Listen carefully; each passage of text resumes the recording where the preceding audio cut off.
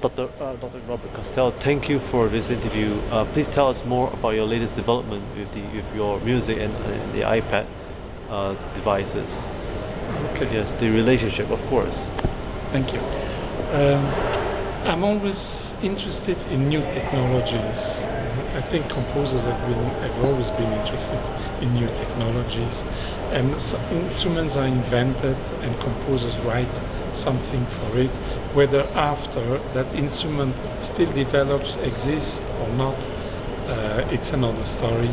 Just to give an example, Bach, we know most probably at the end of his life he encountered a new instrument called the piano, and the piano did develop, as we know. Another counter-example is Schubert, with an instrument called arpeggione, a string instrument between the viola and the cello, and Schubert wrote a fantastic piece.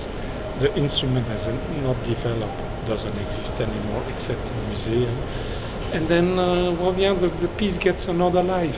So,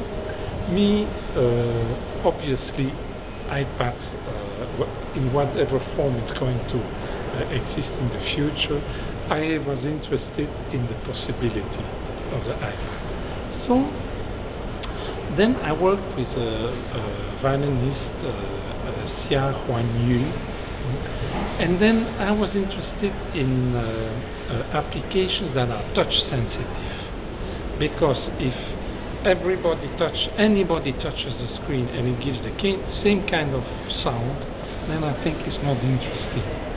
So once we had established that, I said, okay, fantastic. Then I created a piece, it's called Simplex, for strings and iPads. And there is a game and a chance element to it, in that every player has a short musical motif associated to him or her, and when he hears this, then he knows that in the next section he is going to play the iPads. So the music starts, it's written out normally, play, play, play, no conductor. Then they have to listen, so they really have to listen. If they don't listen, they die. They don't know, the piece falls apart. So they hear, oh, it's me, I'm called, so then he proceeds to the front, he or she plays the iPad. And then the other musicians who don't play the iPad have to listen to the sounds that are produced by the iPad, which are different every time. And then they have to respond to that, and then the music again goes on with another part that is written out, and it alternates like that, and it goes on. And then I had this with violins and violas, because they can stand up and move. Then I thought, not nice for cello and basses, so I got to find a game for them.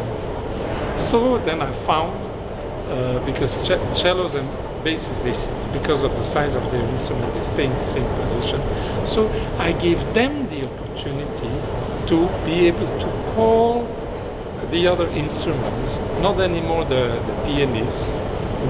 Otherwise the pianist starts to have such a role that it becomes the hidden conductor. So then I didn't want. So then the cellist and the bassist, at the end of the piece, they have the possibility to call the players. The players must go to them, and so instead of having 18 players, now I have 6 trios, 6 times 3, who go at their independent pace, and then they reach towards a climax, and then the grand finale, and so that that's how the piece finished. It's very interesting that last year, for the premiere of the piece, I had mostly adults, professional players. They played their instruments very well, but they were a bit stiff with the iPads. Okay, they practice, they do. This week, for the opening of Live, I had a group of players who were 17 and 18-year-olds. So they had to practice a bit longer to master the part that is played on the normal instrument, but the iPads, I only had to not even finish my explanation. They already understood. And then it's so natural to them. They did it with, natural. And more playful. So then I realized something that I could have, of course, intellectually thought it's more of their age, but it's so true. We are on 52. It's a technology. I want to go with my time. Then I'm learning this. I have no instinct. For young people, it's unbelievable. I wouldn't say it's inborn, but it's so natural to them to use this technology, and so that's interesting how generation after generation things do change, and they have a different relation to this. So what do you see yourself and the iPad, of course, in the future, in 5 years from now? Well, what do you foresee? I think that this technology the use of it will increase. I'm going to do this year another project with iPads, and I'm already learning from this experience, and I'm going to do something a bit different. It's a string quartet, and the iPads will fulfill 3 roles. One, it will replace the sheet of paper. So the score will be projected on the screen.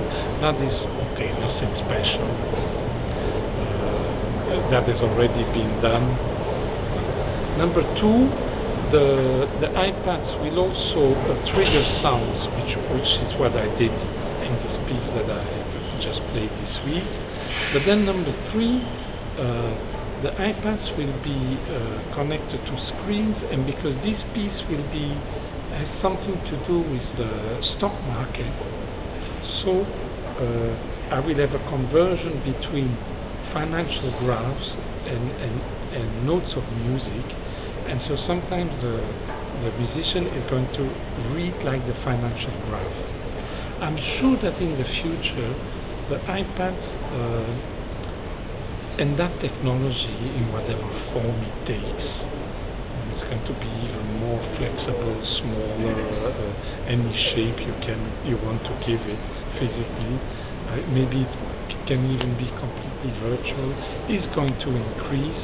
As a composer, I find it, when I'm surprised that people are surprised, and then I have to say, Berlioz was very interested in that coincides with the Cultural Revolution, with the new development that changed the way a horn was built, and the valve, the invention of the valve.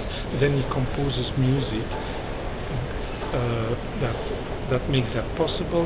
In short, science and art always go hand in hand. It doesn't mean that a composer who doesn't compose with the latest technology is not a good composer. That's not what I'm saying. But I'm saying that it's totally natural. It has always been that new technology enables new possibilities, so artists are bound to be interested. Then artists use this, which then in turn spurs also engineers or people who develop to go further. Sometimes I even wonder if there's going to be a time, I don't know how many years from now, when we will all have all kinds of chips in the body, so implanted and supposed to be safe and all that. Okay, so I wonder if one day there is going to be some kind of chip that is inserted in our body that has something to do with the way we listen to music and respond to music. Well, maybe that's science fiction.